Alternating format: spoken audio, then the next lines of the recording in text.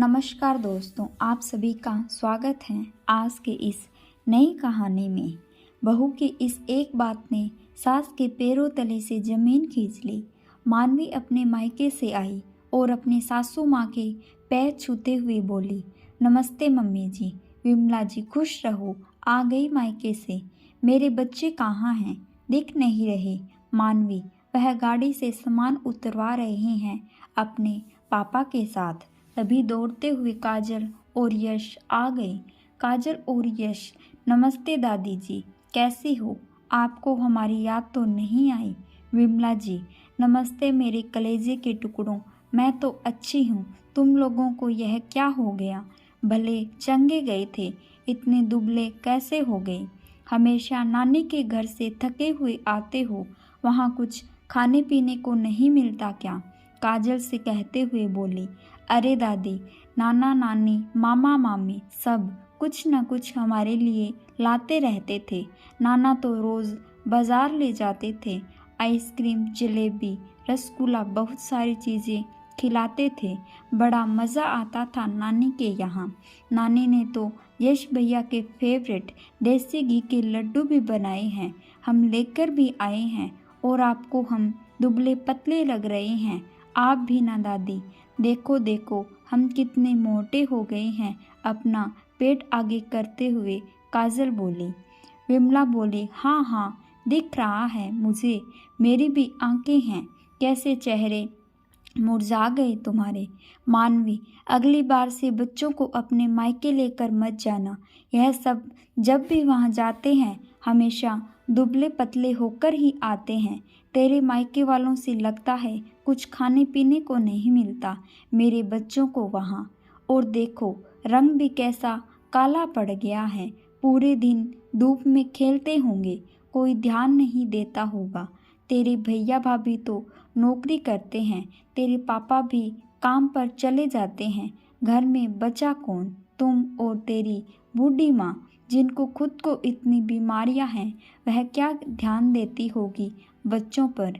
ऐसा एक भी नहीं तेरे मायके में, तभी मेरे बच्चे मुरझा गए हैं। अब नहीं जाने दूंगी, तू चली जाया कर अकेली। विमला जी एक साथ में सब बोल गई। मानवी की आंखों में आंसू आ गए। फिर हिम्मत जुटाकर बोली, मम्मी जी पहली बार आपके सामने बोल रही हूँ, कुछ गलत बोल दूँ तो मुझे माफ़ कर देना। आपने सही कहा, मेरे मायके में ऐसी नहीं है। माँ पापा अपने कमरे में खुद कूलर के सामने नहीं सोते थे, बल्कि यश और काजल को सुलाते थे। रात में माँ उठकर देखती थी कि कहीं बच्चों को ठंड तो नहीं लग रही, उन्हें चादर से ढकती थी। कभी आपने रात में उठकर देखा है कि बच्चे कैसे सो रहे हैं? पापा ने हमारे आने से पहले मच्छरदानी की व्यवस्था करवा दी थी कि कहीं बच्चे बीमार न हो जाएं बारिश के मौसम में।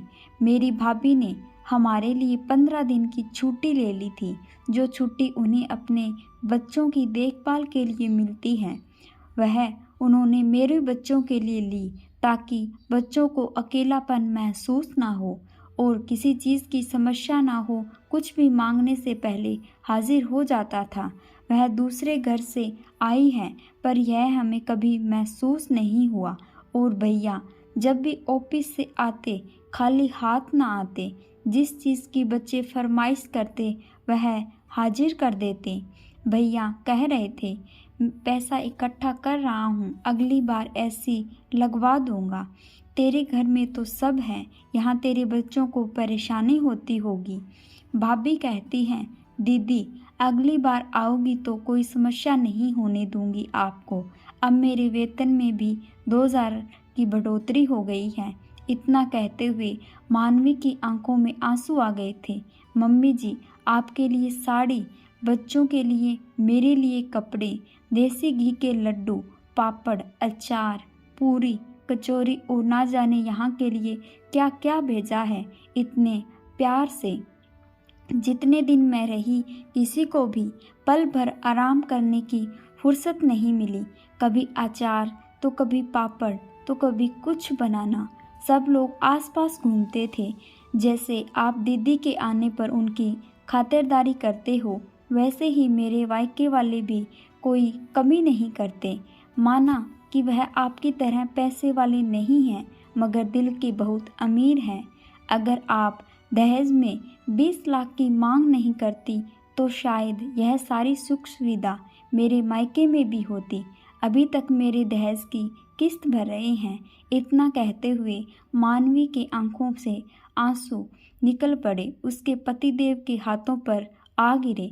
उसे पता ही नहीं चला कब से उसके पति वहाँ खड़े होकर उसकी बातें सुन रहे थे। मानवी की यह बातें सुनकर विमला जी अपने पल्लू से मानवी के आंसू पोंछती हुई मानवी के पास आई और उसे अपने गले से लगा लिया। मानवी को भी आज ससुराल में अपनी दूसरी माँ मिल गई थी। उसकी सिसकियों ने विमला जी को अंदर तक पश्चाताप से भर दिया था। विमला जी अपने आंसू पोंछते हुए हंसते हुए बोली, मुझे भी खिला मेरे समधन के हाथ के देसी घी के लड्डू। बड़े दिनों से मन था खाने का। सभी के चेहरों पर मुस्कान तैर गई और विमला जी को भी अपनी गलती का एहसास हो गया। दोस्तों, आपको यह आज की कहानी कैसी लगी? कमेंट करके हमें ज़रूर बताएं और रोज़ाना नई नई कहानियाँ सुनने के लिए चैनल को भी सब्सक्राइब करें। धन्यवाद।